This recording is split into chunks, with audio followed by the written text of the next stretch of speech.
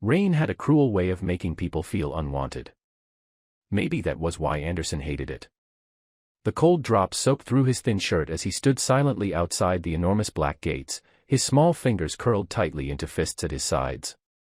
Water dripped from his dark hair onto his eyelashes, but he did not wipe it away. He had already learned something important very early in life. Complaining never changed anything. Beside him, his mother struggled to remain standing. Her breathing sounded weak tonight. Uneven. Painful.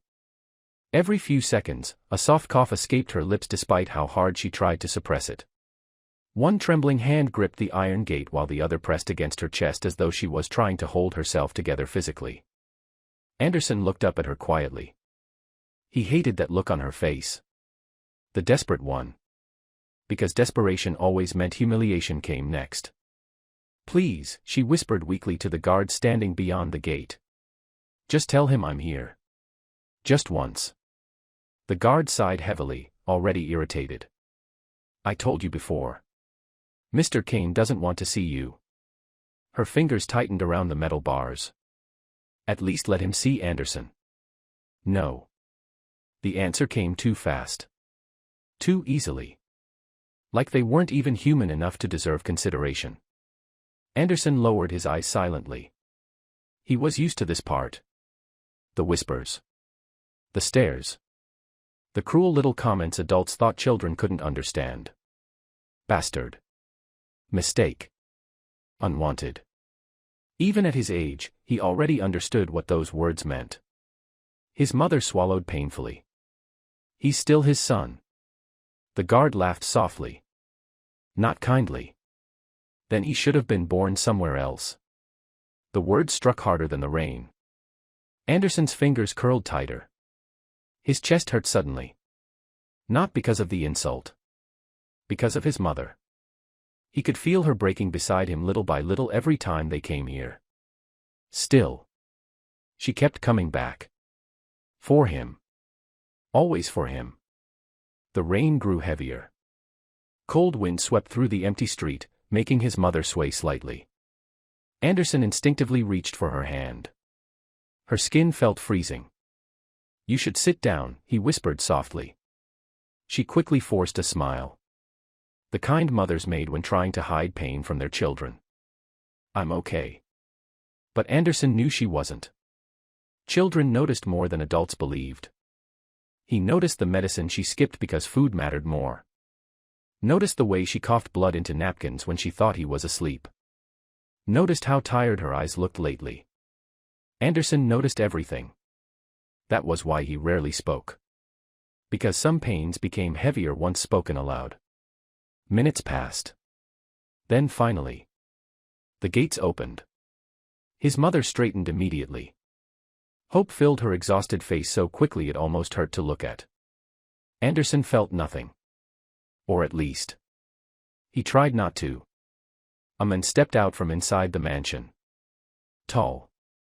Expensive suit. Untouched by rain. His father. The man whose blood ran through Anderson's veins but whose love never did. Anderson stared at him quietly. Trying to understand how someone could look at their own child with such emptiness. His mother took a shaky step forward. "Please," she whispered. "I don't have much time left." The man's expression remained cold. "You should have thought about that years ago." The words sliced through the air mercilessly. Anderson saw his mother flinch slightly. But she kept going. "At least acknowledge him." Silence. Then. "I already did," the man replied calmly. "By allowing you to keep him." Something ugly twisted inside Anderson's chest. Behind the gates, soft laughter echoed from nearby servants. Watching. Enjoying this. His father finally looked directly at him. Anderson wished he hadn't. Because there was nothing there. No warmth. No curiosity. No regret. Just annoyance. Like Anderson was an inconvenience standing too close to his perfect life. "He looks exactly like you," his mother whispered tearfully. His father's jaw tightened slightly. "That's unfortunate." The sentence nearly shattered her. Anderson felt her hand trembling violently in his. For a second, he wanted to scream. Wanted to ask, why? Why was being born such a terrible thing? Why did everyone look at him like he ruined something simply by existing? But the words never came. They never did. Because Anderson had already learned another important thing. People only listened to children they loved. And nobody here loved him. Take your child and leave, his father said coldly. And don't come back again. Then the gates slammed shut. Loud. Final. The sound echoed through the rain like a death sentence. Anderson looked up at his mother slowly. She stood completely still. Her shoulders trembling quietly. Not dramatic crying. Not loud sobbing. Just silent heartbreak. Like this pain had exhausted even her tears. Something inside Anderson broke then. Not loudly. Not all at once. Just a small crack deep inside his chest. The beginning of something dark. His mother suddenly bent forward coughing violently. Anderson immediately held onto her arm. Mom. I'm okay, she whispered quickly despite barely breathing properly. But she wasn't okay. And they both knew it. Still. She smiled at him. Even now. Even after being humiliated. Even while falling apart. She still smiled for him. That hurt the most. The walk home felt endless. Rainwater soaked through Anderson's shoes as he walked beside her silently through crowded streets glowing with city lights that somehow made loneliness feel worse instead of better. People passed them without looking twice. Warm restaurants overflowed with laughter. Families hurried beneath umbrellas. Cars splashed dirty water across the roadside. Anderson stared quietly at the city around him. The world looked so alive for everyone else. But for him, it always felt like standing outside a window he would never enter. His mother stumbled suddenly. Anderson caught her quickly. Mom. I said I'm fine. But her voice sounded weaker now. Fragile. He hated fragile things. Fragile things broke easily. Fear slowly crept into his chest. Not sharp fear. The quiet terrifying kind. The kind that sat heavily inside your stomach and whispered, something bad is coming. His mother squeezed his hand gently as they continued walking. You know, she whispered softly, when you were born. Anderson looked up quietly. You didn't cry immediately. A faint smile touched her exhausted lips. The doctor panicked. Despite everything, Anderson listened carefully. Because he loved hearing her talk. Even ordinary things sounded important when she said them. But then, she continued softly, you opened your eyes and looked right at me. Rain slid slowly down her face like tears. And I remember thinking. Her voice trembled slightly. That you were the most beautiful thing I had ever seen. Anderson's throat tightened painfully. Because nobody had ever spoken about him like that before. Beautiful. Wanted. Loved. His mother touched his cheek gently. Don't let this world make you believe you're worthless. The words wrapped painfully around his small heart. Because deep down, he already did believe it. The first time Tina saw Anderson cry. He was hiding behind the old bookstore near the market. Trying very hard not to make a sound. She remembered it clearly because it had shocked her. Not the crying itself. The silence. Most children cried loudly when hurt. Anderson didn't. He sat curled against the wall, skinny shoulders shaking slightly while blood dripped slowly from his split lip onto the dusty ground beneath him.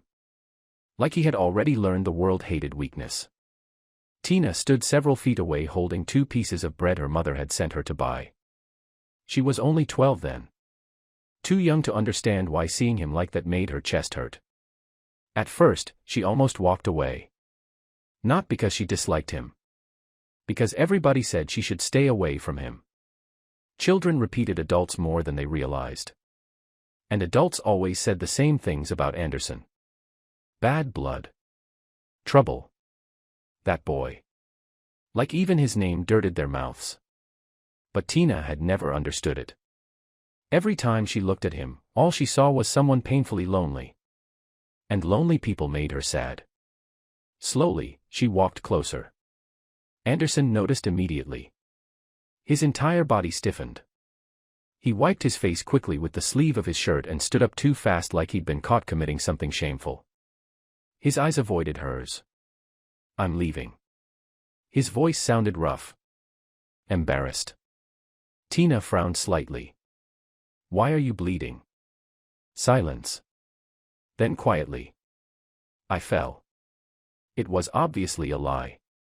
The bruises on his face looked too fresh. Too deliberate. Tina stared at him for a moment before holding out one of the pieces of bread toward him. Anderson looked genuinely confused. "What's that?" "Bread." "I know what bread is." "Then why are you asking?" He blinked once. Tina almost smiled. "You should eat." Anderson stared at the bread silently. Then at her. Suspicion filled his face immediately. Children like him learned early that kindness usually came with humiliation attached afterward. Why? The question sounded too serious for someone his age. Tina tilted her head slightly. "Why what? Why are you giving it to me?" The honesty in his voice hurt unexpectedly. Like nobody had ever given him something without demanding something back first. Tina shrugged lightly. "Because you look hungry." His throat moved slightly. For a second. He looked like he might cry again. But instead, he lowered his eyes quickly. "I'm not hungry." His stomach growled loudly the exact moment he said it. Tina stared at him. Then burst into laughter. Real laughter. Bright enough to startle him completely. Anderson looked offended instantly. That wasn't funny. It really was. It betrayed me. Tina laughed harder. And against his own will. A tiny smile almost appeared on Anderson's face too. Almost. But he stopped it quickly. Because happiness felt dangerous. Temporary. Still. He accepted the bread. Carefully. Like it might disappear if he held it too tightly. Tina sat beside him near the wall without asking permission. The afternoon sun warmed the narrow street quietly while market sounds drifted softly around them. For a while. Neither of them spoke. And strangely. It wasn't uncomfortable. Anderson ate slowly. Like someone trying to make food last longer than it realistically could. Tina noticed that too. She noticed everything about him eventually. The way he flinched when people raised their voices suddenly. The way he apologized too quickly even for things that weren't his fault. The way he watched happy families sometimes with a look that hurt to witness. "What happened to your face?" Anderson stiffened slightly again. "Nothing." "Someone hit you." Silence. Then quietly. "It doesn't matter." Tina frowned. "It matters if it hurt you." He looked at her strangely after that. Like nobody had ever said something like that before. "You ask too many questions. You avoid too many answers." That nearly made him smile again. Nearly. "You're annoying. You're rude. You laughed at me. Because your stomach exposed you." Anderson shook his head slightly. Something warm settled quietly inside his chest. Small. Unfamiliar. Nice. It frightened him a little. Tina leaned back against the wall beside him comfortably. "You know," she said softly, "my father says people who stay quiet too much eventually explode." Anderson stared ahead silently. Maybe exploding is easier. The words came out before he could stop them. Tina looked at him immediately. Something painful crossed her face. Because no child should sound like that. "No," she whispered softly. "Exploding hurts people." Anderson lowered his eyes. "Sometimes people deserve it." The quiet darkness in his voice unsettled her. Not because he sounded cruel. Because he sounded hurt. Deeply hurt. Like life had already carved sadness into places children should still keep soft. Tina hesitated briefly before speaking again. My mother says hurt people become dangerous when nobody loves them properly. Anderson laughed softly. Empty. Then I'm probably doomed. The sentence shattered her heart a little. Because he said it like fact. Not fear. Not sadness. Fact. Tina looked at him carefully. At the bruises. The exhaustion in his eyes. The loneliness wrapped around him like a second skin. Then softly. I don't think you're bad. Anderson froze completely. The words hit him harder than any insult ever had. Because nobody said things like that to him. Nobody defended him. Nobody looked at him gently. And somehow, that scared him more than cruelty did. Why? The question slipped out quietly. Tina shrugged again. You look sad, not evil. His chest tightened painfully. Because nobody had ever understood him so quickly before. For a moment, neither of them spoke. The golden afternoon sunlight stretched across the street softly while distant laughter echoed from nearby shops. Then Tina suddenly stood. Anderson immediately felt disappointment twist unexpectedly inside him. Strange. Nobody staying had ever mattered before. I should go home, she said. He nodded once. Of course. People always left eventually. Tina started walking away. Then paused. Turned around. And smiled. Bright. Warm. Dangerously beautiful. What's your name? Anderson blinked once. Anderson. Tina. He repeated it silently in his mind. Tina. Soft name. Pretty name. Before leaving, she pointed toward the bread still in his hands. Next time I'll bring 2. Next time. The words echoed strangely inside his chest. Like hope. Anderson watched her disappear down the busy street. Then slowly looked down at the unfinished bread in his hands. After that day, Anderson started waiting for her. He hated himself for it at first. Because waiting meant hoping. And hoping was dangerous. Hope made people weak. His mother used to say, the cruelest thing about life is that it teaches poor people to dream anyway. Anderson understood those words more with every passing year. Still. Every evening after finishing work at the mechanic shop near the market, his feet carried him toward the old wooden bench beneath the jacaranda tree automatically. And every evening, Tina was there. Sometimes eating roasted corn. Sometimes reading books. Sometimes humming softly to herself while swinging her legs lazily beneath the bench. Waiting. For him. The first few days, Anderson pretended not to notice. Pretended arriving there meant nothing. Pretended her smile didn't make something warm and painful happen inside his chest. But Tina noticed everything. You came. Anderson shrugged. I was passing by. You pass by here every day. Maybe. She laughed softly. The sound did strange things to him. Dangerous things. Because slowly, he started associating peace with her voice. And that terrified him. People like Anderson didn't get peaceful things. Eventually the bench became theirs. Not officially. Nobody said it aloud. But everyone in the neighborhood noticed. The quiet bastard boy and the supervisor's daughter sitting together every evening like the world outside the bench didn't exist. Sometimes they talked for hours. Sometimes barely at all. And somehow, those silent evenings became the happiest part of Anderson's life. Which was tragic considering how small those moments were.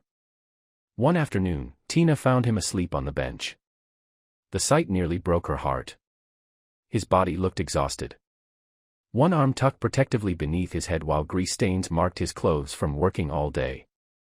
There were bruises on his knuckles again too. Fresh ones. Tina sat quietly beside him without waking him. For a moment, she simply watched him sleep. And realized something that frightened her slightly. Anderson looked younger when asleep. Softer. Like pain loosened its grip on him briefly whenever unconsciousness stole him away from the world. His eyelashes trembled slightly before his eyes slowly opened. The moment he realized she was there, he sat up immediately. Alert. Defensive. Like resting itself was unsafe. You drool when you sleep. Anderson frowned instantly. I absolutely do not. You do. You're lying. You looked peaceful though. The sentence silenced him unexpectedly. Peaceful. Nobody had ever described him that way before. Anderson looked away quickly. I was tired. You're always tired. He shrugged lightly. That's life. Tina hated when he said things like that. Like he already accepted suffering as normal. You work too much. We need money. The quiet honesty hurt her. Tina looked down at his bruised hands. Did someone hurt you again? Anderson immediately pulled his hands away. It's nothing. You always say that. Because it usually is. Frustration filled her chest suddenly. Not at him. At the world. At the people who looked at this boy and only saw something unwanted instead of someone trying very hard to survive. You know what I hate about you, she muttered quietly. Anderson blinked. What? You never get angry. The statement genuinely confused him. Why would that bother you? Because people keep hurting you and you just, she struggled for words, accept it. Anderson looked toward the road silently. Cars passed slowly beneath the orange evening sunlight while distant market noise floated softly through the air. Then quietly. What changes if I get angry? Tina opened her mouth. Then closed it again. Because she didn't know. Anderson leaned back against the bench slowly. I used to get angry when I was younger. Her chest tightened slightly. What changed? He laughed softly. Not happily. You eventually realize nobody cares. The sentence hurt far more than shouting would have. Because he sounded so certain. So tired. Tina stared at him quietly. Then suddenly moved closer. Anderson stiffened instantly. Not because he disliked it. Because he wasn't used to gentleness. Tina carefully took one of his bruised hands into hers. Anderson stopped breathing for a second. Her fingers were warm. Soft. Careful. Nobody had ever held his hands carefully before. What happened to these? His throat tightened painfully. Work.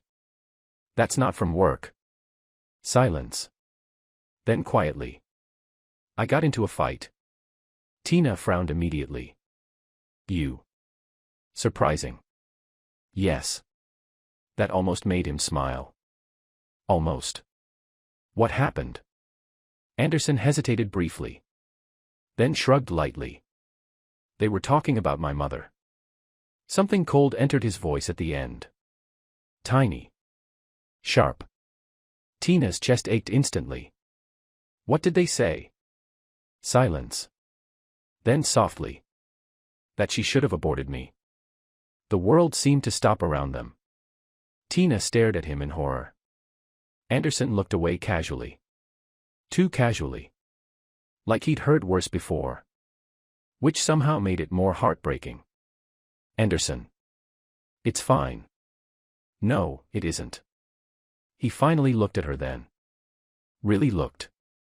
And for the first time, Tina saw something terrifying beneath all his quietness. Not hatred. Loneliness. The kind that slowly rotted people from the inside. You know what the worst part is? He asked softly. Her chest tightened. What? He looked down at their joined hands quietly. Sometimes I think they're right. The confession shattered her completely. Tina's eyes filled instantly. Because no child should hate himself that much. Without thinking. She moved closer and wrapped her arms around him tightly. Anderson froze. Completely. His entire body went rigid beneath her touch. Not because he wanted her to stop. Because nobody had hugged him before without pity attached to it. Tina held him tighter. You listen to me, she whispered shakily. Her voice trembled with emotion. You are not a mistake. Anderson's throat burned painfully. They say. I don't care what they say. Her grip tightened slightly. You're kind. Nobody had ever called him that before.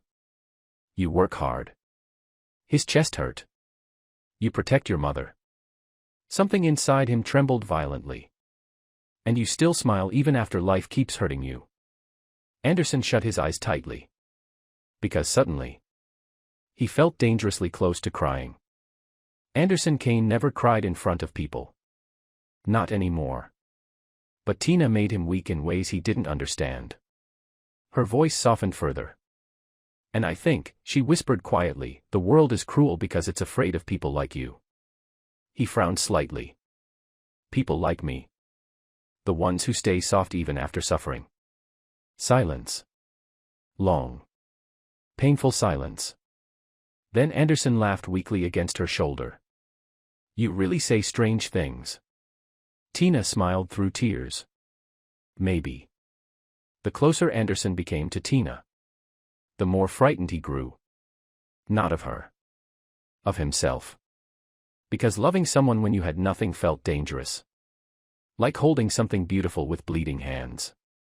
Eventually, you ruined it. Anderson understood that better than most adults. Still. He kept returning to her. Again. And again. Like she had become the only place his soul remembered how to rest. Weeks turned into months. The old wooden bench beneath the jacaranda tree became sacred to him. That was where Tina laughed the most. Where she argued with him whenever he acted too serious. Where she forced him to eat when he skipped meals. Where she slowly taught him things he had never experienced before. Warmth. Care. Peace. Anderson never realized how emotionally starved he truly was until Tina started feeding parts of him he didn't know existed. One evening, she arrived carrying a small paper bag against her chest. Anderson noticed immediately. You're smiling weirdly. Tina gasped dramatically. I do not smile weirdly. You do today. She sat beside him excitedly. I brought something. He looked suspicious immediately. What is it? Open it. Anderson carefully took the paper bag. Inside sat an old silver wristwatch. Worn. Cheap. Probably second-hand. But still beautiful. Anderson frowned slightly. Tina. It still works. He stared at the watch silently. Then at her. Why would you buy this for me? Her smile softened. Because you're always late. That nearly made him laugh. Nearly. I work. You disappear. You make it sound criminal. It is criminal, she said seriously. Do you know how long I wait here sometimes? Something painfully warm spread through Anderson's chest. Because nobody had ever waited for him willingly before. Tina picked up the watch carefully. Give me your hand. Anderson obeyed quietly. The moment her fingers touched his wrist, his heartbeat became uneven instantly. Ridiculous. One touch from her and suddenly breathing felt strange. Tina fastened the watch carefully around his wrist. There. Anderson stared at it silently. Nobody had ever bought him a gift before. Not once. The realization hurt unexpectedly. Tina. Her eyes lifted toward him. Soft. Patient. Dangerously gentle. You don't have to repay me. That sentence nearly destroyed him. Because she understood him too well now. Anderson looked down at the watch again. Then quietly. I don't know how to keep good things. Tina's expression shifted immediately. Sadness. He always did this. Every time happiness touched him. He waited for disaster afterward. Who told you that? She whispered softly. Silence. Then honestly. Life. The answer broke her heart a little more. Tina moved closer beside him slowly. You know what I think? Anderson glanced at her quietly. I think you're so used to pain that kindness scares you. The accuracy unsettled him deeply. Because she was right. Cruelty made sense to him. Cruelty was predictable. But Tina looked at him like he mattered. Anderson didn't know what to do with that kind of love. The evening breeze moved softly through the tree branches above them while distant city lights flickered awake one by one. Tina leaned back against the bench comfortably. "My father asked about you again." Anderson's body stiffened instantly. That warmth inside him faded quickly. "What did he say?" "That I shouldn't spend so much time with you." Pain crossed his face before he could hide it. Tiny. Quick. But Tina noticed. She always noticed. "He thinks you'll eventually hurt me." Anderson looked away immediately. Maybe he's right. The sentence frightened her. "Don't say that." He laughed softly. Humorless. "You don't know what people like me become." Tina frowned immediately. "People like you." He looked toward the darkening road quietly. "The unwanted ones." Her chest tightened painfully. "Stop calling yourself that." "It's true." "No," she whispered firmly. "It's what cruel people made you believe." Anderson stayed silent. Because sometimes he genuinely couldn't separate truth from pain anymore. Tina suddenly reached for his hand again. Firmly this time. "Look at me." He hesitated briefly. Then obeyed. Her eyes looked fierce tonight. Protective. "If the world keeps treating you badly," she whispered softly, "then one day we'll leave it behind." His breathing slowed slightly. "What?" "We'll go somewhere better." Anderson stared at her quietly. Like she had just described something impossible. People like him didn't escape suffering. They survived it. Barely. Tina smiled faintly. "You always talk about leaving someday." His throat tightened slightly. "Yeah. Then take me with you." Something inside Anderson cracked open painfully. Because suddenly, the future stopped looking completely dark. For the first time in years, he imagined one. Anderson looked at her for a very long time. At the girl sitting beside him so naturally. Like loving him wasn't difficult. Like his brokenness didn't frighten her. Then softly, "I would." Tina smiled brighter. "Promise." The word settled heavily between them. Promise. Dangerous word. Hope-filled word. Anderson stared at her small outstretched pinky finger quietly. Then slowly hooked his own finger around hers.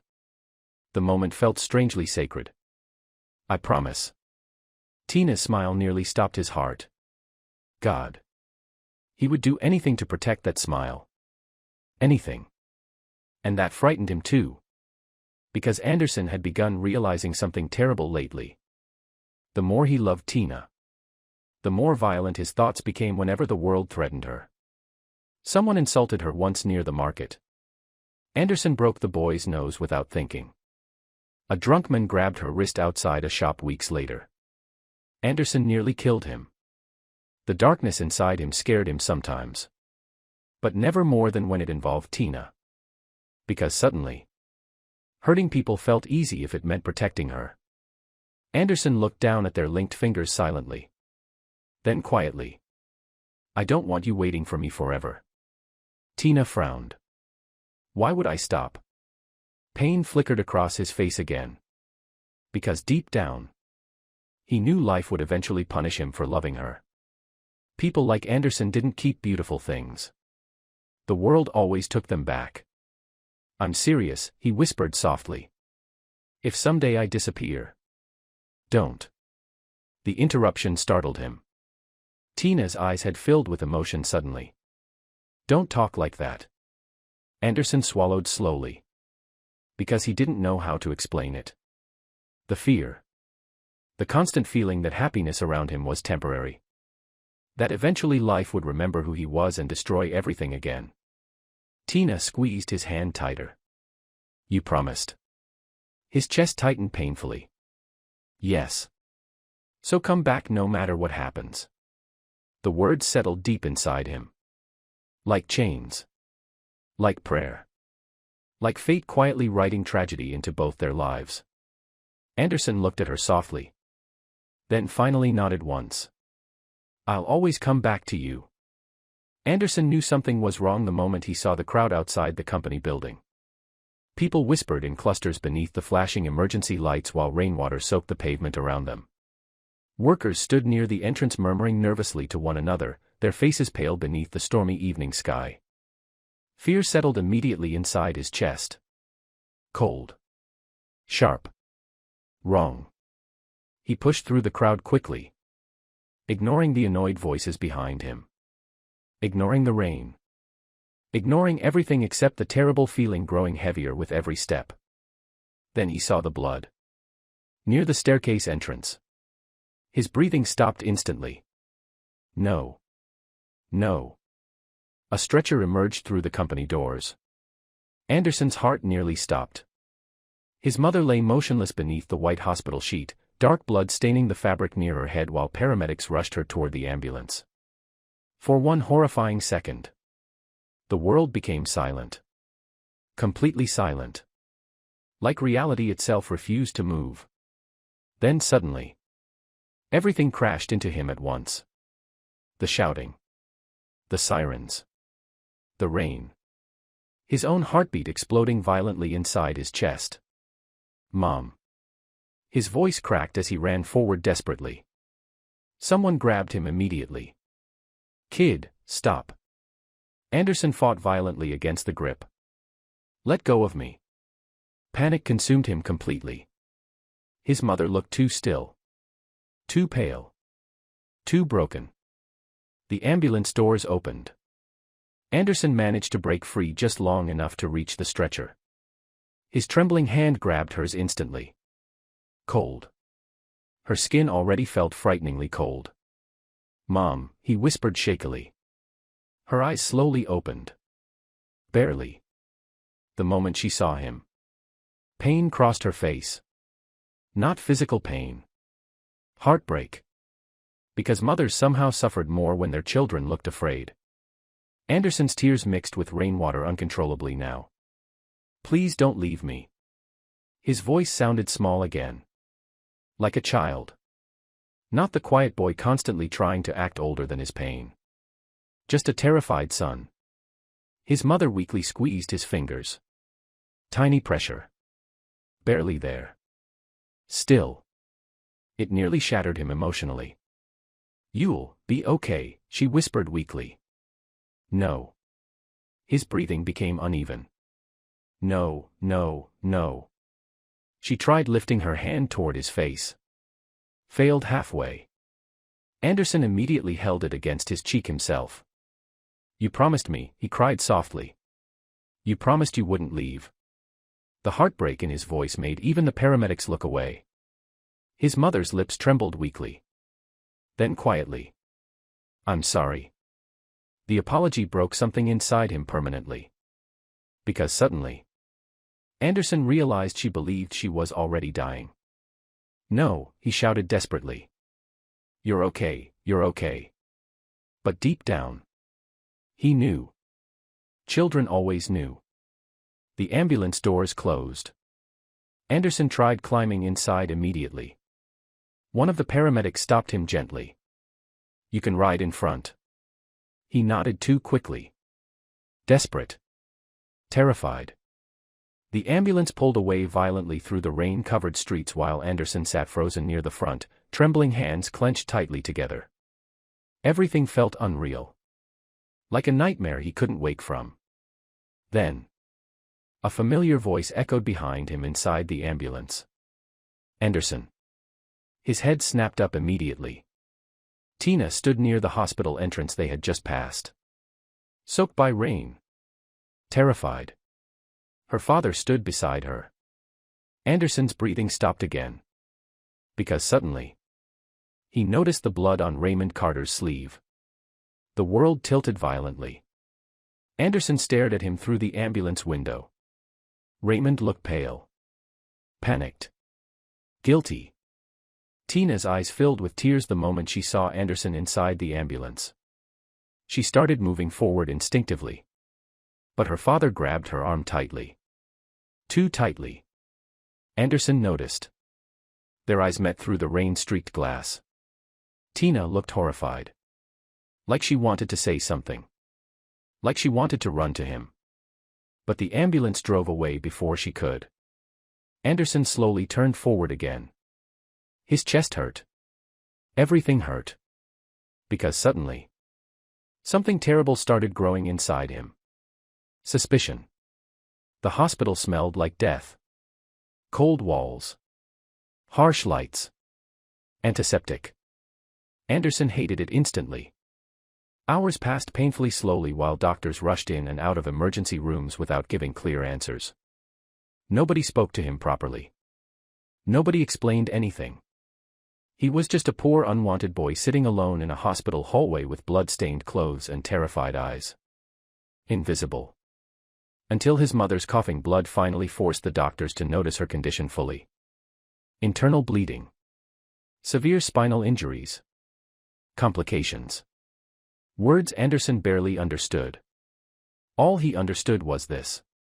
She was dying. A doctor approached eventually. Tired expression. Sympathetic eyes. We need payment before proceeding with surgery. Anderson stared blankly. What? The doctor sighed softly. The operation is expensive. The sentence felt monstrous. His mother was dying. And they were discussing money. I don't have money. The words tasted humiliating. Painful. The doctor looked uncomfortable. I'm sorry. Sorry. People apologized a lot before abandoning you. Anderson slowly stood. Then ran. Straight into the rain again. Because there was only one place left. One person left. His father. The mansion lights glowed warmly against the stormy darkness. Beautiful. Untouchable. Anderson banged desperately against the gates while rain soaked through his body completely. Please, he shouted. She's dying. The guards tried stopping him immediately. He fought them violently. Desperately. For the first time in his life. Anderson stopped staying quiet. Please. The scream tore through the night painfully. She needs help.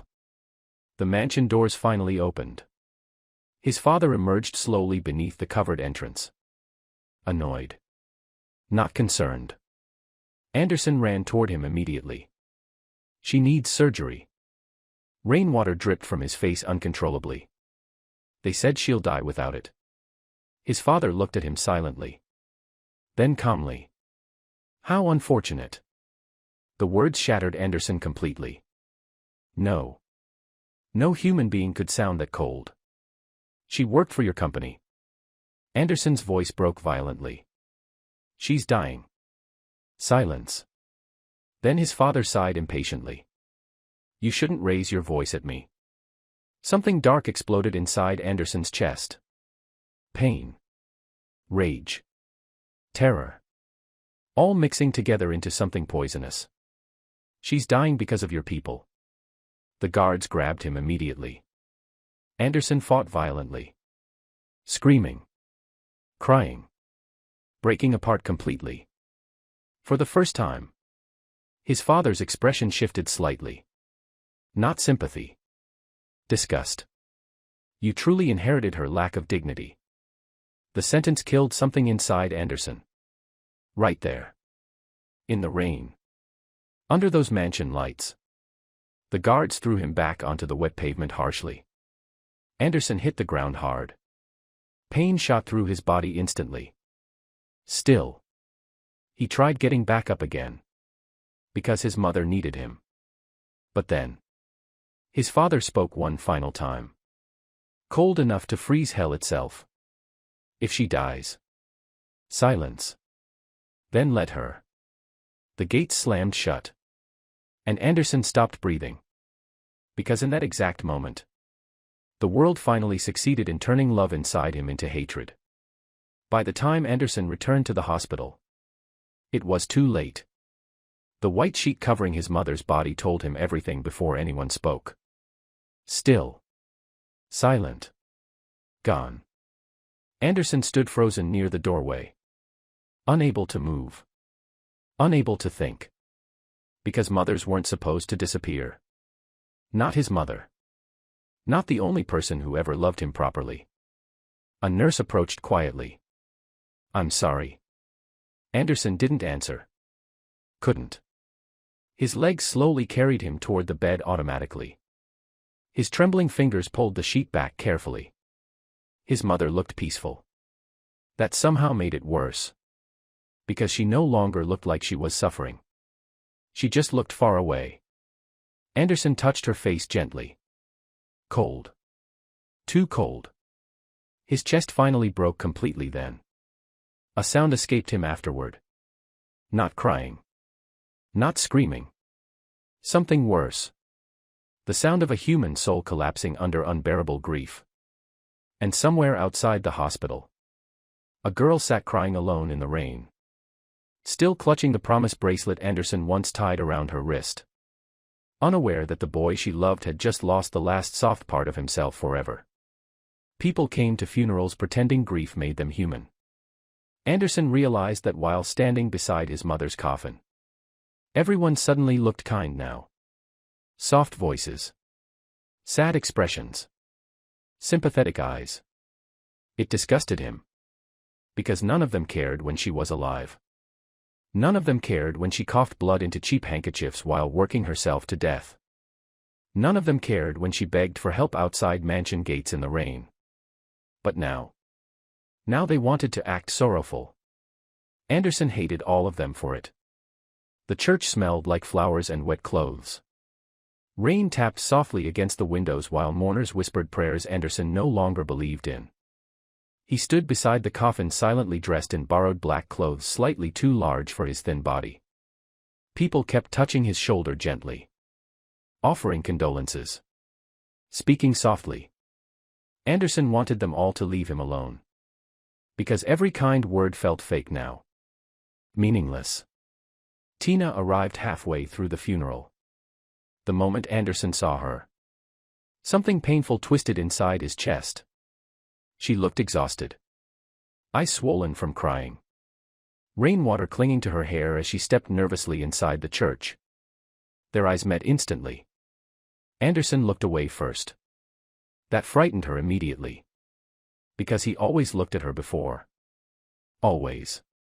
But today. He looked empty. Not angry. Not broken. Worse. Numb. Tina slowly approached him while her father remained near the church entrance stiffly. Guiltily. Anderson noticed that too. Something dark shifted quietly inside him. Tina, her father warned softly. She ignored him. Because Anderson looked too alone. Like grief had physically separated him from the rest of the world. When she finally stopped beside him, he still didn't look at her. Andy. The nickname nearly shattered him. His jaw tightened painfully. Nobody called him that except her. Tina's eyes immediately filled with tears again.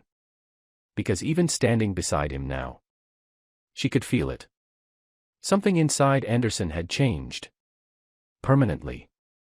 "I'm sorry," she whispered shakily. Anderson finally looked at her then. And the pain in his eyes nearly stopped her heart. "She kept asking for me." His voice sounded quiet. "Dead. I couldn't save her." Tina shook her head immediately. "No. I begged him." The words interrupted her softly.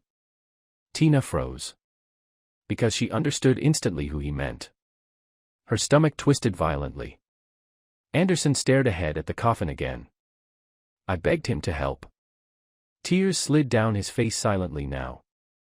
Not dramatic. Not loud. Which somehow hurt even more. And he let her die. The hatred beneath those words frightened Tina. Not because it was violent. Because it sounded deserved. Anderson slowly looked toward Raymond standing across the church. Tina noticed immediately. Fear crawled into her chest. Because the look in Anderson's eyes no longer belonged to a child. It belonged to someone learning revenge. "Andy," she whispered carefully. His gaze shifted back toward her slowly. And suddenly, Tina realized something heartbreaking. He was trying not to blame her too. Trying. But failing. Her voice trembled softly. My father didn't mean for this to happen. Anderson laughed quietly. The sound chilled her completely. People always say that after ruining lives. The sentence struck like a slap. Tina's eyes widened painfully. Don't do this. Do what? Push me away too. Something dark flickered across his face briefly. Maybe everybody should stay away from me. The words broke her heart instantly. Because he genuinely believed it now. That grief made him dangerous. Unlovable. Tina grabbed his trembling hand quickly. I'm not leaving. The warmth of her fingers nearly destroyed him emotionally. Because suddenly, he remembered the bench. The promises. The watch on his wrist. The future they imagined together. And for one horrible second, Anderson wanted to collapse into her arms and cry like a child again. But then he remembered the hospital. The mansion gates. His father's voice saying, if she dies, then let her. Something cold immediately replaced the softness. Anderson slowly pulled his hand away. Tina's breath caught painfully. Because that hurt more than shouting would have. I don't know how to be who I was before this. The honesty in his voice shattered her. You don't have to. Yes, he whispered quietly. I do. Because deep down, Anderson already understood something terrifying. The version of himself Tina loved died with his mother. After the funeral ended, people slowly disappeared one by one until only silence remained behind. Anderson stood alone near the grave long after everyone left. Rain soaked through his black clothes quietly. He didn't move. Didn't care. The fresh dirt covering his mother's coffin looked unreal somehow. Temporary. Like maybe if he waited long enough, she would come back. Andy. Tina's soft voice reached him again. He didn't turn around. You should go home. I'm not leaving you here alone. The sentence hurt. Everything kind hurt now. Anderson swallowed slowly. You should. Silence. Then footsteps approached carefully behind him. Tina stood beside him beneath the rain. I know you're angry. His jaw tightened. You don't know anything. The sharpness in his voice startled even him. Tina flinched slightly. Instant regret hit Anderson immediately. But it disappeared beneath grief just as quickly. I'm sorry, he muttered automatically. Tina stared at him quietly. Even now. Even falling apart.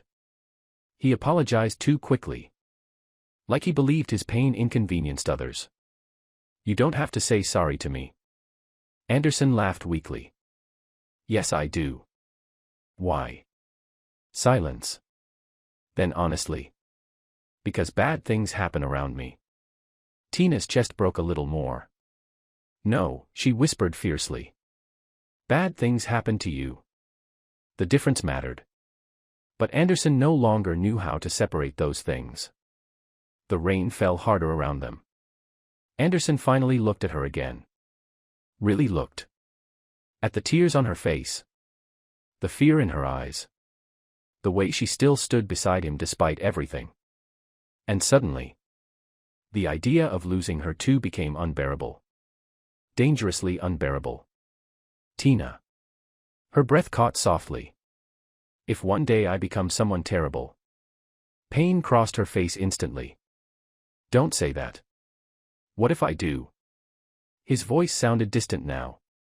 Like he already saw darkness waiting ahead of him. What if this world turns me into someone you can't recognize anymore? Tina's eyes filled again.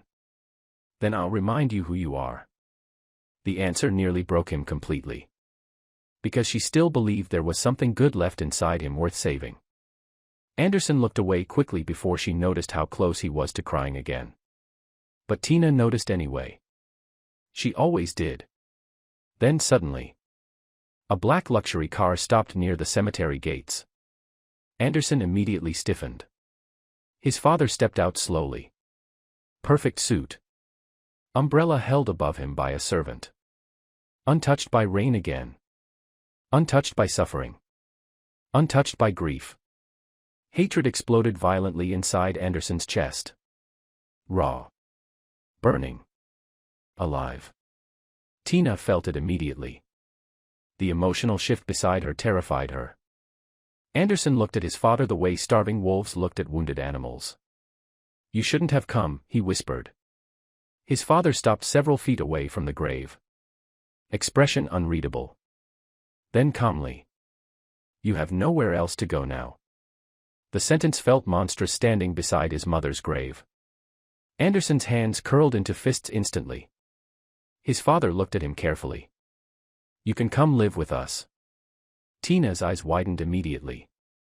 Anderson laughed softly. Cold. Broken. Why? Silence. Then. "Because you're useful." The word settled heavily in the rain-filled air. Useful. Not son. Not family. Useful.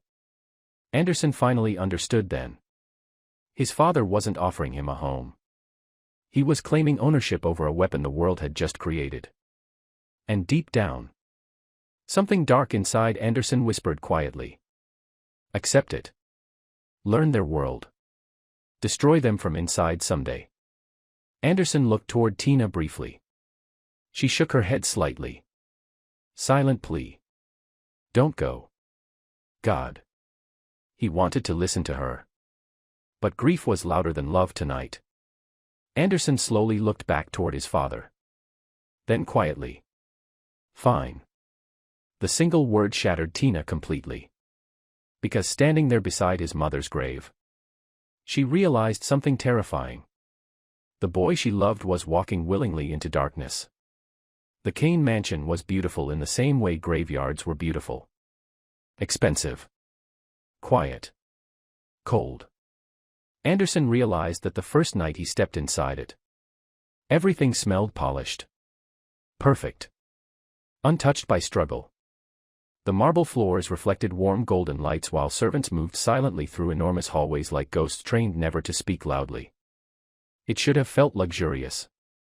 Instead, Anderson felt like an intruder standing inside someone else's life. A servant led him upstairs without warmth.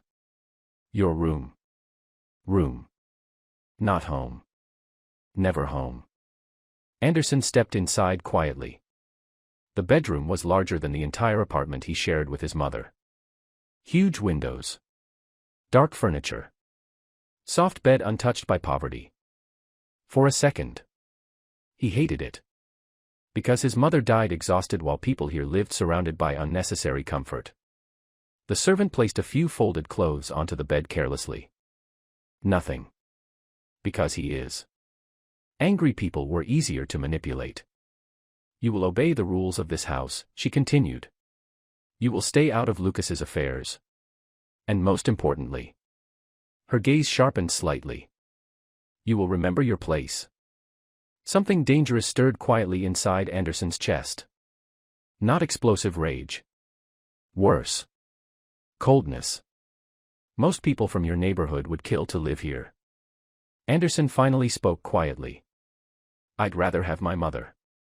Silence crashed across the dining room instantly. Lucas's smirk faded. Mrs. Kane's expression tightened slightly. Anderson's father looked away first. Guilt. Tiny. But Anderson saw it. And suddenly, hatred deepened. Because guilty people knew truth. Breakfast ended shortly afterward.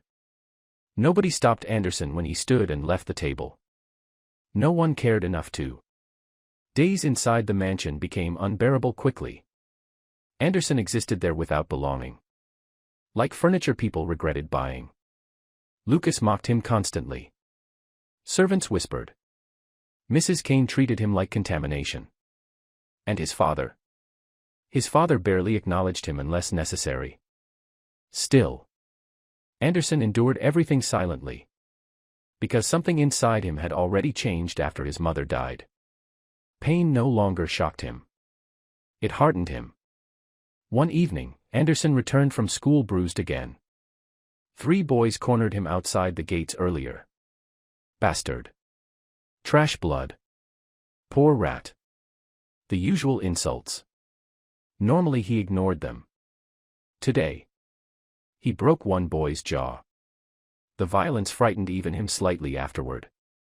Because for a second, hurting someone felt good. Powerful. Like releasing poison from his chest.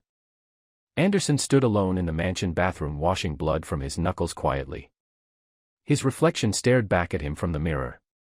Bruised. Exhausted. Angrier than before. You're changing. Tina's voice echoed suddenly inside his memory. Anderson shut his eyes tightly. God. He missed her. The realization nearly hurt physically. Every night he reached instinctively for his phone before remembering he had nothing to say. How could he explain this place? This darkness growing inside him. How could he tell Tina he no longer recognized himself sometimes? A knock interrupted his thoughts suddenly. Anderson immediately straightened. Come in. The bathroom door opened slowly. His father stepped inside. Anderson stiffened instantly. The man's eyes dropped toward Anderson's bruised knuckles. You fought. Anderson said nothing. His father approached calmly. Then handed him a clean towel. The gesture felt so unfamiliar it almost confused him. People only respect strength, his father said quietly. Anderson stared at him silently. Then softly. Is that what you respected when my mother begged for help? The atmosphere froze instantly. His father's expression hardened. You should be careful how you speak to me. Pain flickered across Anderson's face briefly. Then disappeared beneath coldness. Why, he whispered quietly. You weren't careful with her life. The words struck harder than shouting ever could. For a second, something almost human crossed his father's expression. Regret. Then it vanished again. You think hatred makes you strong, his father murmured. Anderson looked directly at him. No. Silence. Then quietly. I think it makes me survive. The honesty unsettled even his father. Because suddenly, the boy standing before him no longer looked fragile. Grief had sharpened him into something dangerous already. His father studied him carefully. Then finally spoke the words that would shape Anderson's future forever. Good. Anderson frowned slightly. His father's eyes darkened faintly. Because weakness dies quickly in this family. The sentence settled heavily inside Anderson's chest. Tina waited for him every evening. Even after he stopped coming. At first, she told herself Anderson was simply busy. Adjusting. Grieving. Trying to survive inside the terrible mansion everyone whispered about. But days became weeks. And the old wooden bench beneath the jacaranda tree remained empty. Still. She waited. Every single evening. Because promises meant something to Tina. Especially his. I'll always come back to you. The words replayed endlessly inside her heart. Anderson had said them so seriously that night. Like breaking that promise would destroy him. So she kept believing. Even when loneliness started hurting. Even when fear whispered otherwise.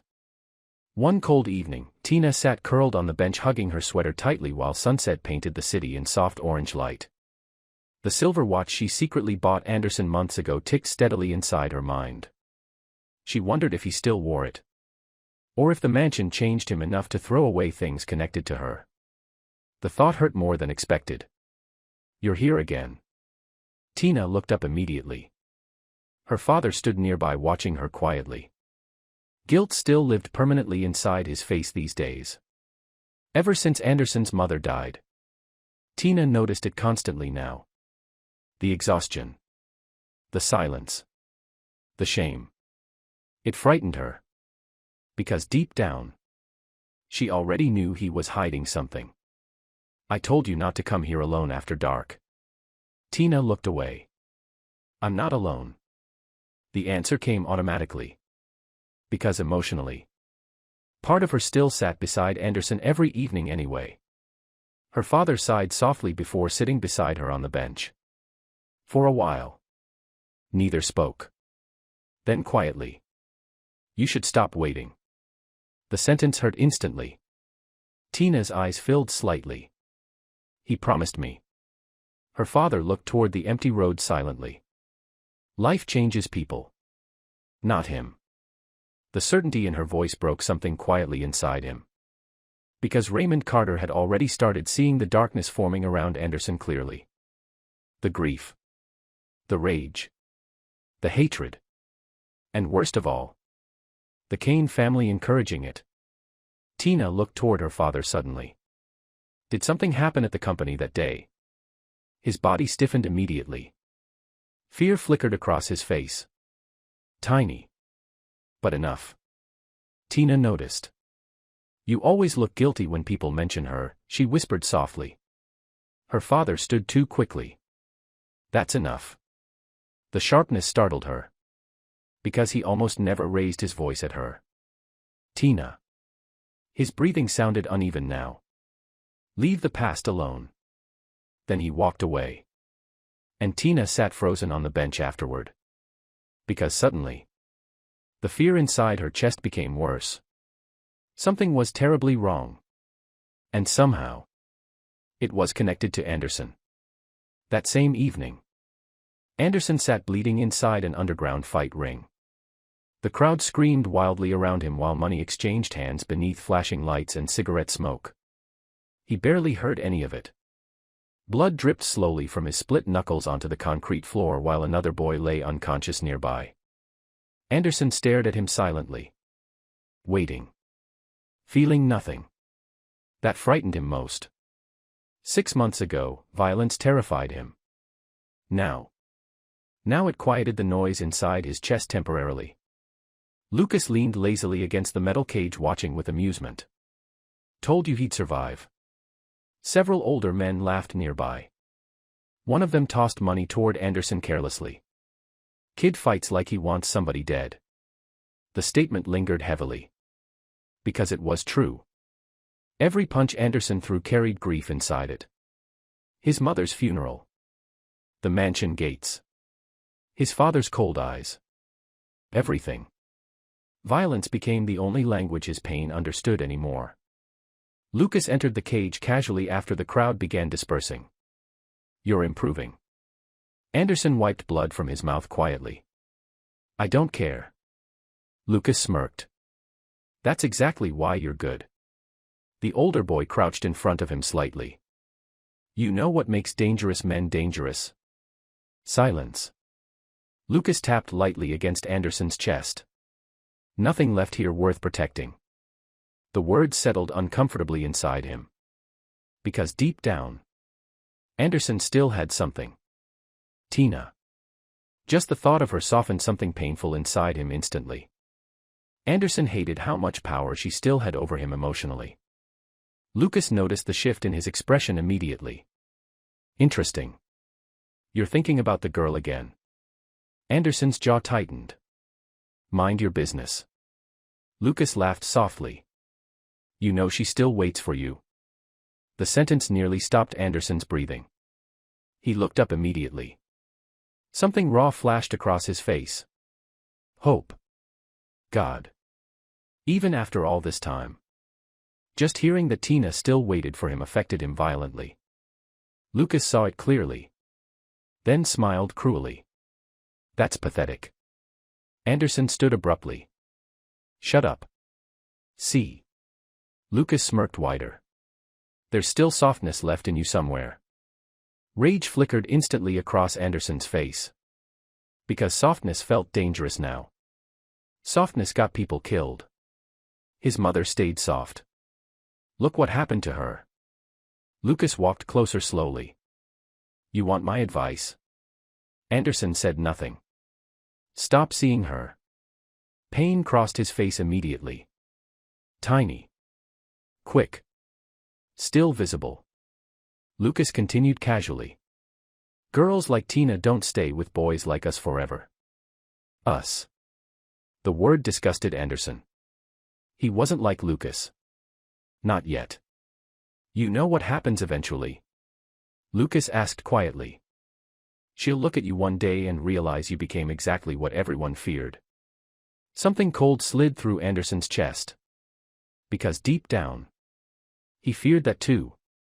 Lucas leaned closer.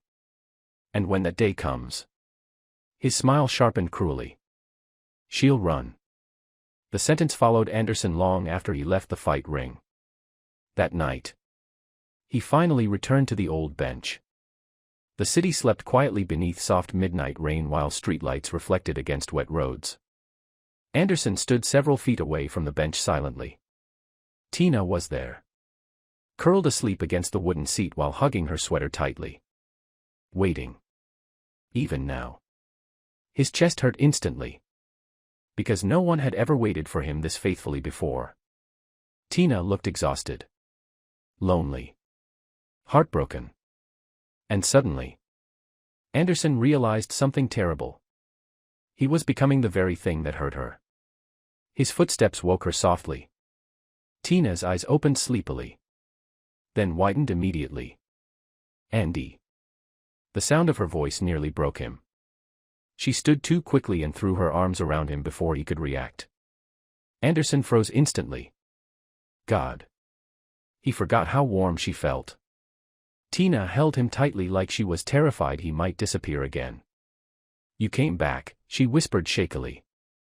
Emotion clogged painfully inside his throat. Because hearing relief in her voice after everything nearly destroyed him. Still. He hugged her back. Slowly. Carefully.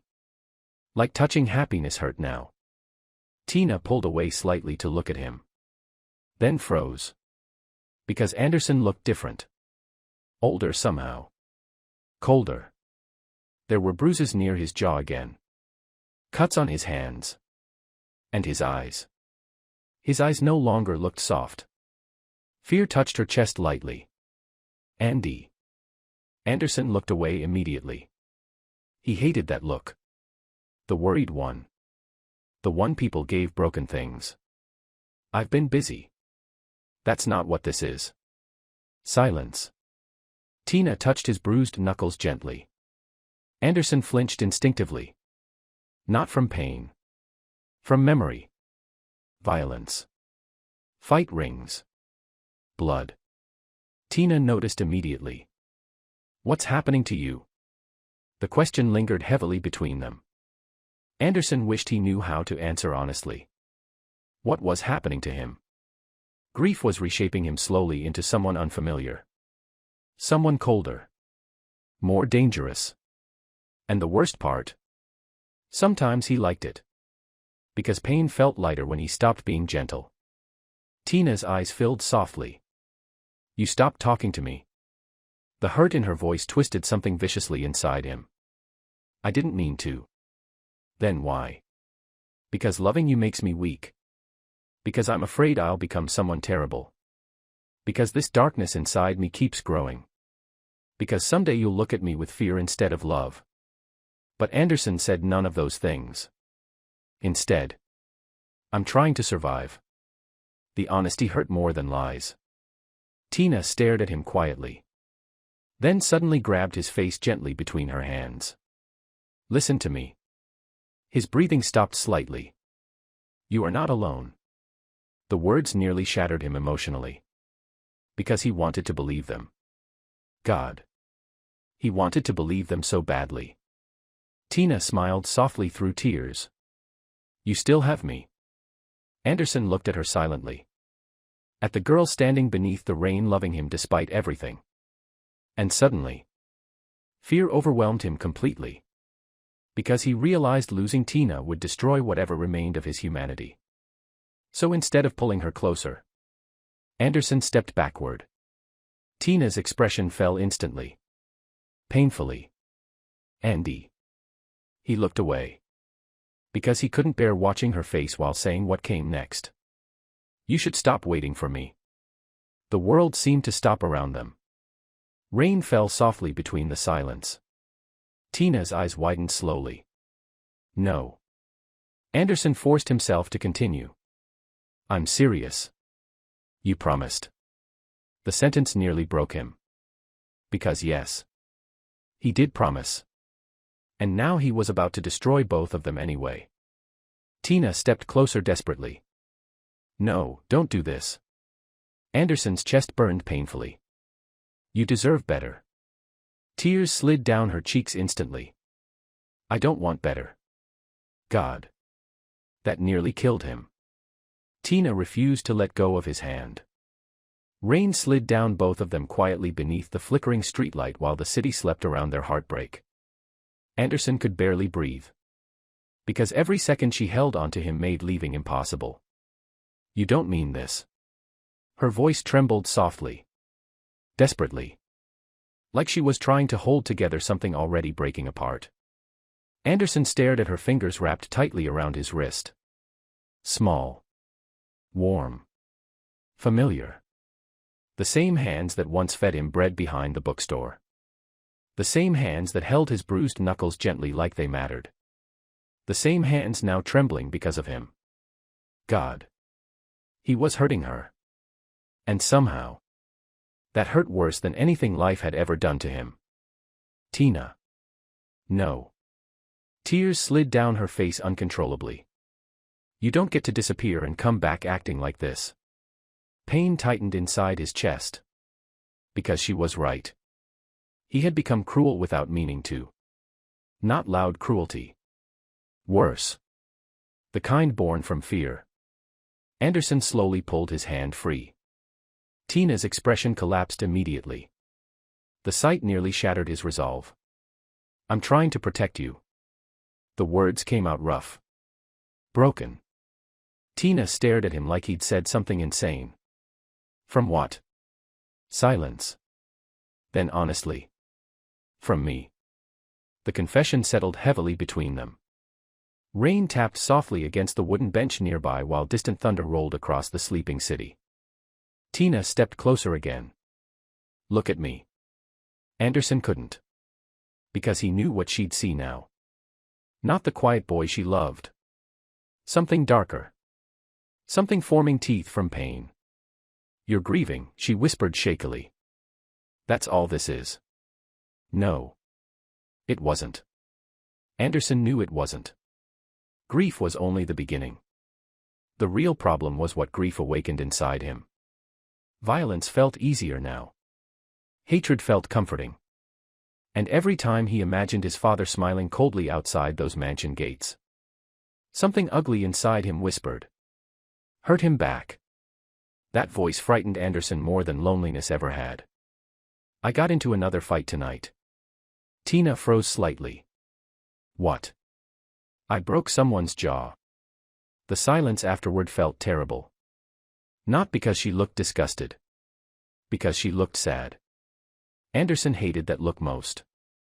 I didn't even feel guilty afterward, he admitted quietly. The honesty hurt coming out.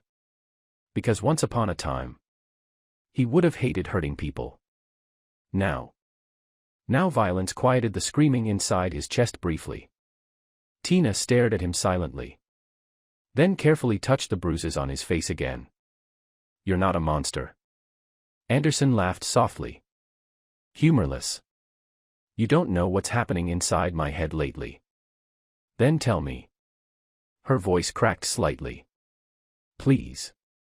The word nearly destroyed him emotionally. Because Tina always asked him to stay gently. Never demanded. Never controlled. Just loved him.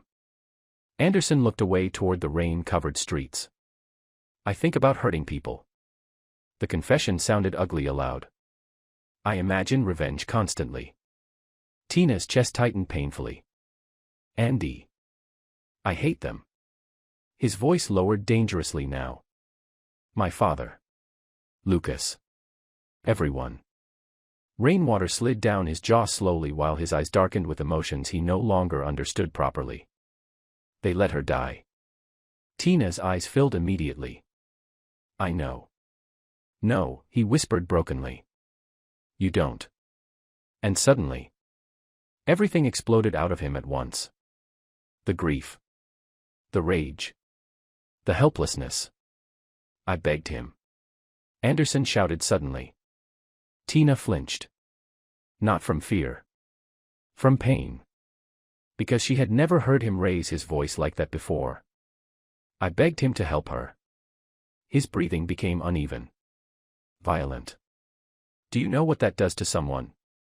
Tears mixed with rain on his face now. He looked at me like I was nothing. Tina grabbed his shaking hands quickly. You are not nothing. But I felt like it. The heartbreak in his voice shattered her completely. Because for the first time, Anderson no longer sounded quietly sad. He sounded emotionally ruined. I couldn't save her. His voice dropped lower. Smaller. She died thinking I failed her. No, Tina whispered fiercely. She loved you. That didn't save her. Silence crashed painfully between them. Then softly. I don't know how to survive this without becoming someone terrible. The vulnerability in his voice broke Tina's heart completely. Because underneath all the anger, he still sounded terrified. Not of the world. Of himself. Tina stepped closer slowly. Then wrapped her arms around him tightly again. This time, Anderson broke. Not loudly. Not dramatically. But she felt it instantly. His body trembled violently beneath her arms while years of buried pain finally started collapsing outward. Anderson buried his face against her shoulder silently. Tina held him tighter immediately. It's okay, she whispered shakily. No, it's not. The brokenness in his voice nearly made her cry harder. He sounded exhausted. Emotionally exhausted. Like grief had drained all the light from him. Tina gently ran trembling fingers through his wet hair. You don't have to survive this alone. Anderson shut his eyes tightly. Because she kept saying things that made leaving impossible. I can't breathe in that house. The confession came muffled against her shoulder. Tina's chest tightened. What do they do to you? Silence. Long silence. Then quietly. They teach me how to stop feeling. Fear slid through her immediately. Because suddenly, she understood. The Kane family wasn't healing Anderson. They were reshaping him. Turning grief into something useful. Dangerous. Tina pulled back slightly just enough to look at him. You need to leave there. His eyes looked tired. Older than they should. I can't. Yes, you can. No, he swallowed painfully. People like them don't let things go. The sentence unsettled her deeply. Anderson looked toward the mansion district far across the city lights. Then softly. I think my father wants me angry. Tina's breath caught. Because somehow, she believed that too. The rain softened around them gradually. The storm beginning to fade. But not the one inside Anderson. Tina cupped his face gently. You promised me something. Pain crossed his eyes instantly. Because he already knew. You promised you'd come back. His throat tightened painfully. I did come back. No, she whispered tearfully. You came here to say goodbye. The truth landed brutally between them. Anderson looked away again. Because yes. That was exactly what he came to do. Leave before he destroyed her too. Tina's voice trembled harder now. I waited every day. Each word stabbed into him slowly. I kept thinking maybe tomorrow would feel normal again. Anderson closed his eyes briefly. God. She loved him so much. And then you show up looking like this. Tears slid down her face faster. And act like loving you is dangerous. Because it is. The thought nearly escaped him aloud. Instead, he whispered quietly. I don't want you watching me become someone ugly. Tina stared at him silently. Then suddenly shook her head fiercely. You idiot. The insult startled him slightly. You think I only wanted the good parts of you? Emotion clogged painfully inside his throat. Tina stepped even closer. I loved you when you had nothing. The words shattered him.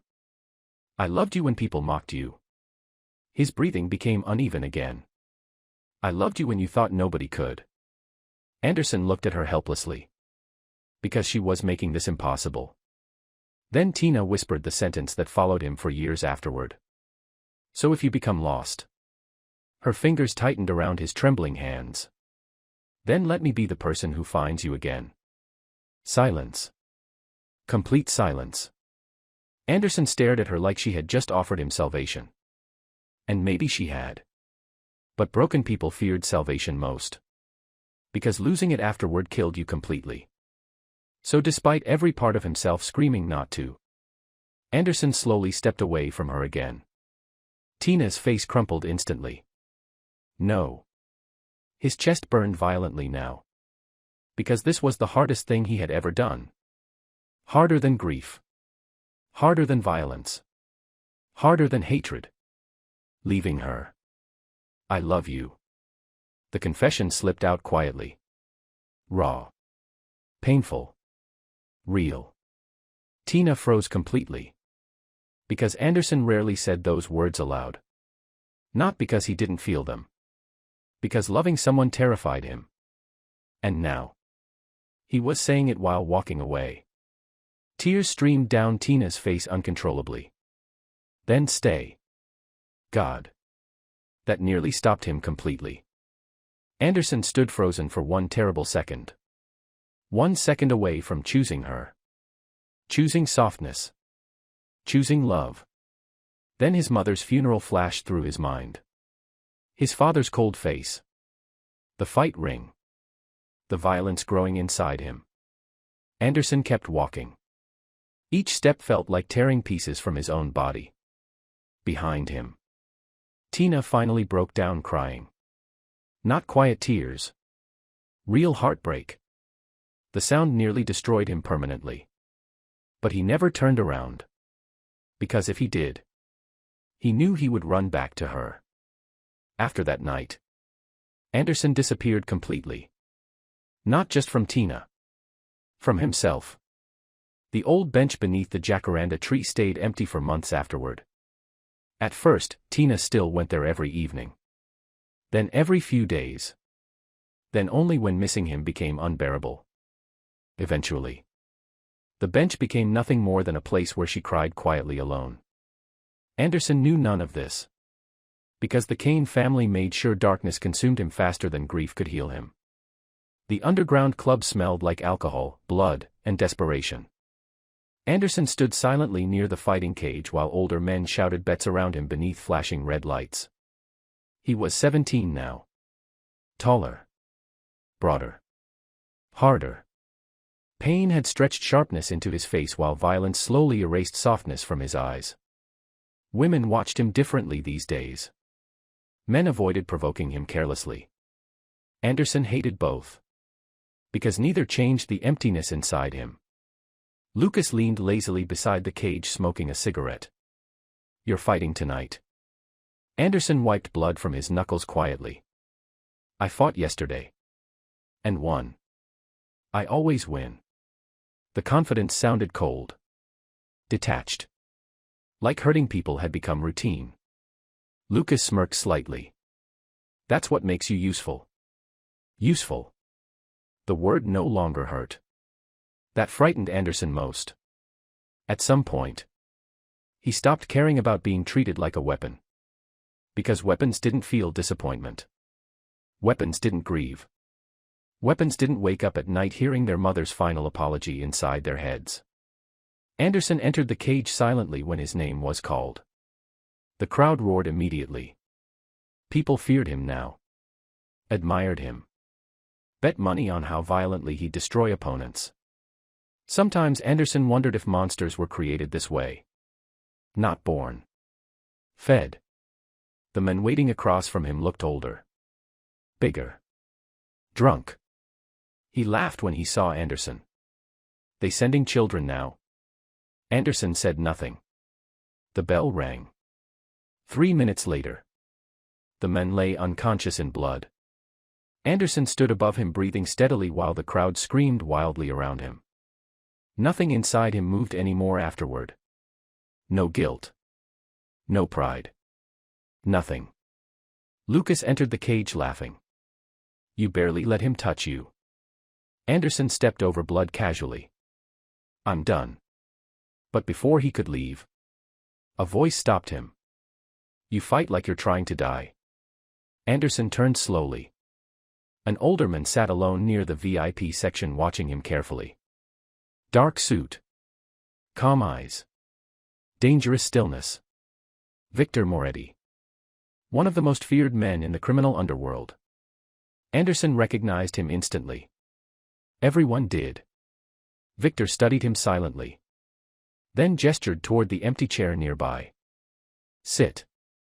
Lucas immediately straightened beside Anderson. Respect. Fear. Interesting. Anderson sat slowly. Victor poured himself whiskey calmly.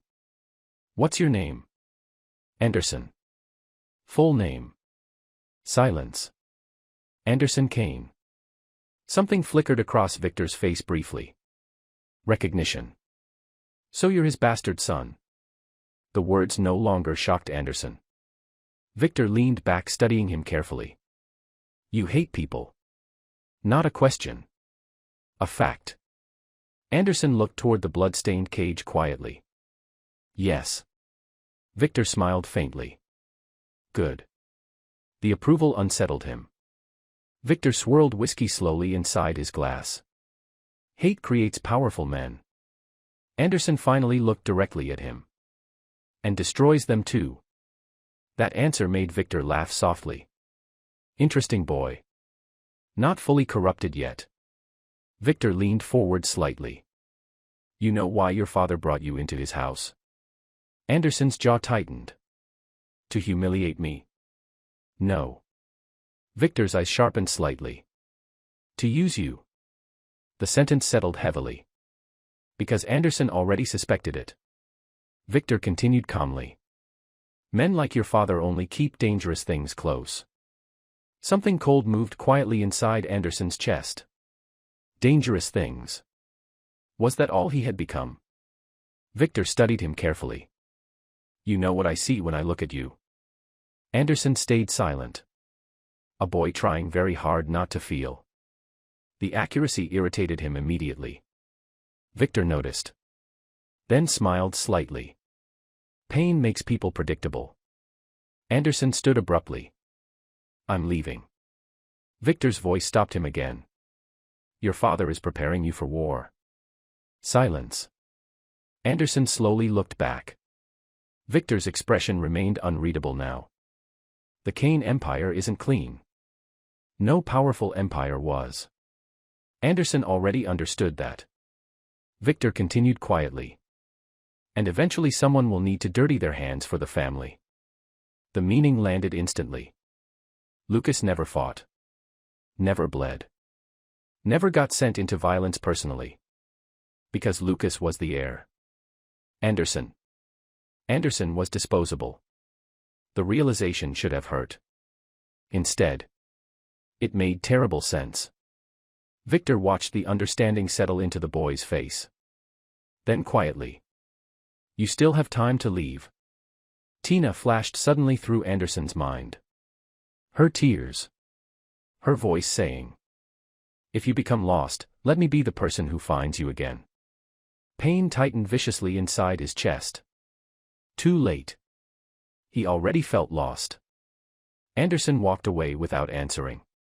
Victor watched him disappear into the crowd silently. Then murmured softly to himself. That boy's going to become terrifying. 3 months later. It happened. The first kill. Anderson still remembered every detail afterward. The rain. The alley. The smell of gunpowder. Lucas handed him the weapon casually that night. Simple job. Anderson frowned slightly. What kind of job? Lucas smiled faintly. One that proves loyalty. Fear slid quietly through Anderson's stomach. Not fear of violence. Fear of himself. The target was a middle-aged accountant trying to expose Kane business operations. The man begged when he saw Anderson standing in the alley. Please. His voice trembled violently. I have children. Children. The word hit Anderson unexpectedly hard. For one horrible second, he remembered himself. Small. Terrified. Begging adults for mercy nobody gave. The accountant cried openly now. They forced me into this. Anderson's grip on the gun tightened painfully. Something inside him screamed. Walk away. But another voice whispered colder. Mercy never saved your mother. The man fell to his knees desperately. Please. Anderson's hands shook slightly. Because this moment mattered. This moment would decide what kind of person he became afterward. Then suddenly, his phone vibrated inside his pocket. Instinctively, Anderson glanced down. A message. From Tina. The first message she'd sent in months. I still miss you. The words nearly shattered him emotionally. His breathing became uneven instantly. The accountant saw hesitation in his face. Hope. Anderson stared at Tina's message silently. 3 simple words. And somehow, they hurt more than all his violence combined. Because deep down, a part of him still missed her so much it physically ached. But another part understood something terrifying now. He no longer deserved her. The accountant suddenly lunged toward him desperately. Everything happened too fast afterward. Movement. Panic. The gunshot exploded violently through the alley. Silence followed immediately. The accountant collapsed slowly onto the wet pavement. Blood spread beneath him quietly. Anderson froze completely. The gun slipped from his fingers. No. No. The man's lifeless eyes stared upward blankly through the rain. Anderson stopped breathing. Because suddenly, the world tilted horribly. He killed someone. Actually killed someone. His stomach twisted violently. He stumbled backward shaking. The rain washed blood slowly toward the drains while his heartbeat exploded painfully inside his ears. Lucas appeared seconds later. Then looked down at the body calmly. Well. Anderson stared at his own trembling hands in horror. Lucas picked up the fallen gun casually. Congratulations. The word nearly made Anderson sick. He looked toward the dead man again. Then at Tina's unread message still glowing softly on his phone screen. I still miss you. Something inside him finally broke permanently then. Because standing there beside a corpse with blood on his hands, Anderson realized the cruel truth. The boy Tina loved no longer existed anymore.